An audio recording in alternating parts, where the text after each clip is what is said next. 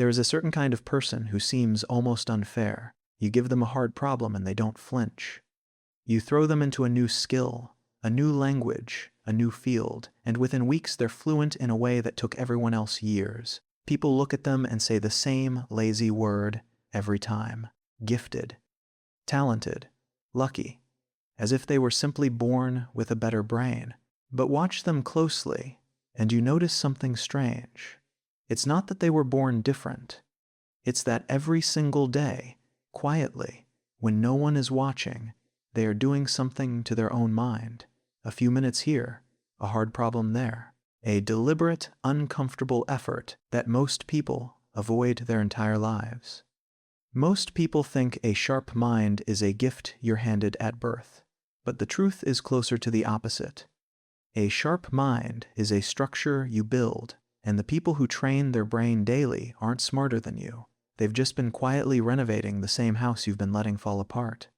The uncomfortable part is what that daily training does to them, because it doesn't just make them better at tasks, it rewires who they are. It changes how they handle boredom, failure, silence, and time itself. And by the end of this video, you'll understand the 5 psychological signatures of people who train their brain every day and, more importantly, whether you actually want to become one of them, because there's a cost nobody talks about.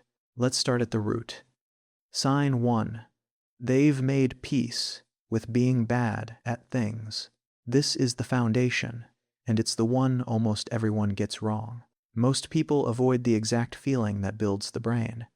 That feeling of friction, of being clumsy, slow, wrong, at the edge of your ability, is physically uncomfortable, so the average person retreats from it toward things they're already good at. People who train their brain daily do the opposite. They walk straight into the discomfort, on purpose, every day. This has a name. In the early 1990s, psychologist K. Anders Ericsson studied elite performers, violinists, chess masters, athletes, and identified what he called deliberate practice. It's not mindless repetition, it's focused effort aimed at the specific thing you can't yet do, with immediate feedback, pushing just past your current limit. That last part is the key. If it feels easy, you're not building anything. You're just maintaining what you already have. And there's a biological reason the discomfort matters. Every skill, mental or physical, comes down to circuits of neurons firing in sequence. When you push against the edge of your ability and repeat it, your brain wraps those circuits in a fatty insulation called myelin, which makes the signal fire faster and cleaner every time. To an outsider, the result looks like magic, effortless speed, but that speed was purchased with thousands of small, uncomfortable, deliberate reps. So the first psychological shift is this. They've divorced discomfort from danger. For most people, this is hard and I feel stupid is a stop sign. For them, it's the green light. It's literally the sensation of the brain changing. And once you've made peace with that feeling, everything else in this video becomes possible because all of it depends on your willingness to stay in the discomfort a little longer than everyone else. Sign 2. They treat their attention like money. Once you're willing to sit in difficulty, you run into the next problem. Difficulty demands total focus, and focus is where almost everyone is quietly bankrupt. People who train their brain daily become ruthless about their attention because they've felt directly what happens when it's fragmented. Deep neural change is metabolically expensive.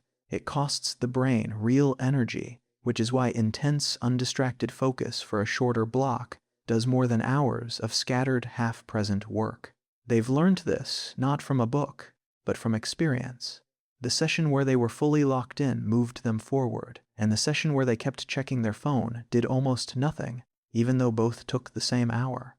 So, they start guarding attention the way other people guard money. They notice that every notification is a small withdrawal. They notice that switching between tasks leaves a residue. You don't fully arrive at the new task because part of you is still on the last one.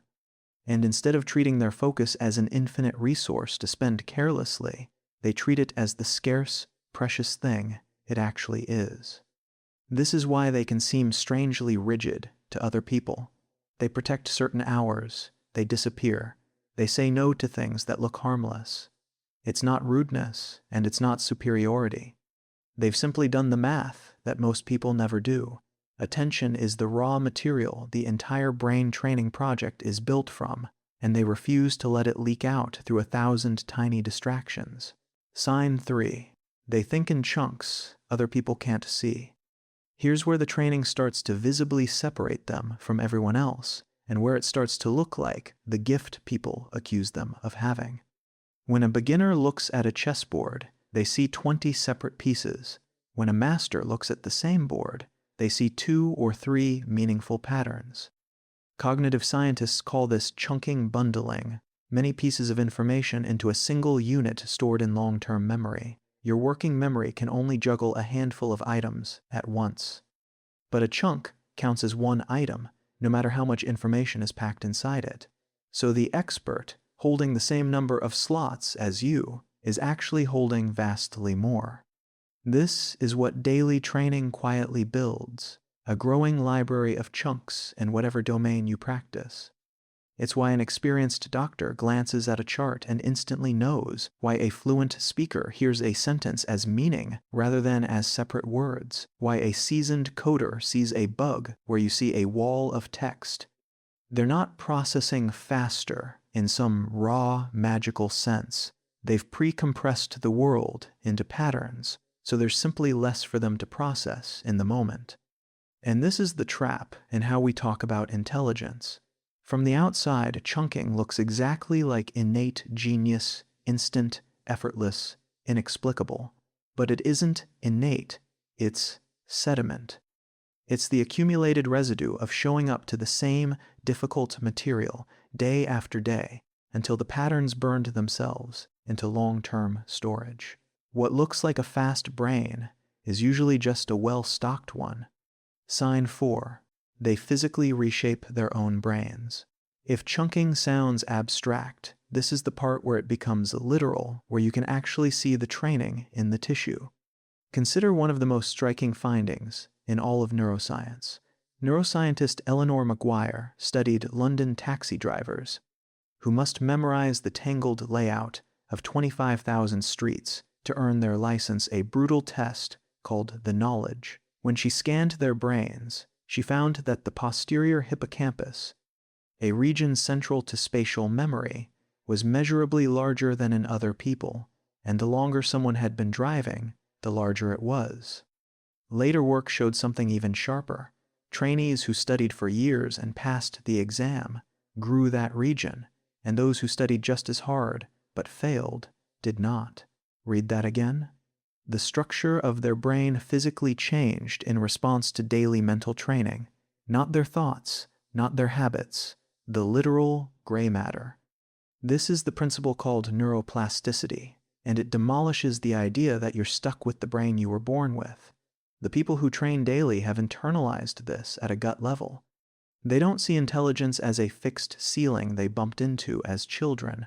They see it as living tissue that responds to load the same way a muscle responds to weight, which means, to them, I'm just not a math person, or I'm bad with languages, isn't a fact about their biology. It's a description of what they haven't trained yet. But there's a catch buried in Maguire's own research, and it leads directly to the last sign and to the cost. Sign 5. They've accepted that building one thing costs another. Here's the part nobody puts on the motivational poster. In that same taxi driver research, the drivers who grew their spatial memory actually performed worse on certain other memory tasks. The brain has finite space and finite energy. Growing one capacity can come at the expense of another. There is no version of this where you simply become better at everything with no trade-off. To build deeply in one direction is to not build in the others. People who train their brain daily eventually make peace with this, and it changes them psychologically. They stop trying to be good at everything. They accept that depth requires sacrifice, that the hours poured into one skill are hours permanently unavailable for 10 others. They become comfortable being visibly behind, even ignorant, in areas outside their focus, because they understand that spreading themselves across everything means mastering nothing. And this is the quiet loneliness of the trained mind. While everyone else is sampling 100 things shallowly, they're drilling into a few things deeply, which means they often can't relate to the casual, scattered way most people move through life. The discipline that builds them also separates them. The same daily choice that grows their brain slowly narrows their world to the things that actually matter to them. That's the full cost. Not just time, not just discomfort, but a kind of deliberate narrowing. And the people who train their brain daily decide, over and over, that the trade is worth it. So, should you actually do this? Here's the honest answer, and it's not what a hype video would tell you. You cannot train your brain the way these people do, by white-knuckling your way into a 4-hour study marathon tomorrow. That's the New Year's resolution that dies by February. The brain doesn't change through heroic bursts. It changes through load, applied consistently over time, the same reason the taxi drivers grew that hippocampus over years, not weekends. So if you want even a fraction of this, forget intensity. Anchor on 3 things instead, each one pulled straight from what we just covered. 1, practice at the edge, not in the comfort zone. Erickson's entire finding rests on this. Pick something slightly too hard, not something you can already do. If it feels smooth and comfortable, you're maintaining, not building. 5 minutes of real friction beats an hour of coasting. 2. Protect one small block of undistracted attention. You don't need to overhaul your life. You need one honest, phone-free window where your focus isn't leaking. Deep change is expensive, and it simply cannot happen while your attention is split. Guard a little of it, like it's the scarce resource it is. 3. Show up daily, even tiny. The myelin, the chunks, the gray matter, none of it responds to the size of one session. It responds to repetition over time. 1 hard problem a day, 1 page of the difficult thing, 1 deliberate rep. Small is fine, stopping is not. The people who seem gifted were almost never handed a better brain. They just understood, earlier than everyone else, that the brain is built, not born.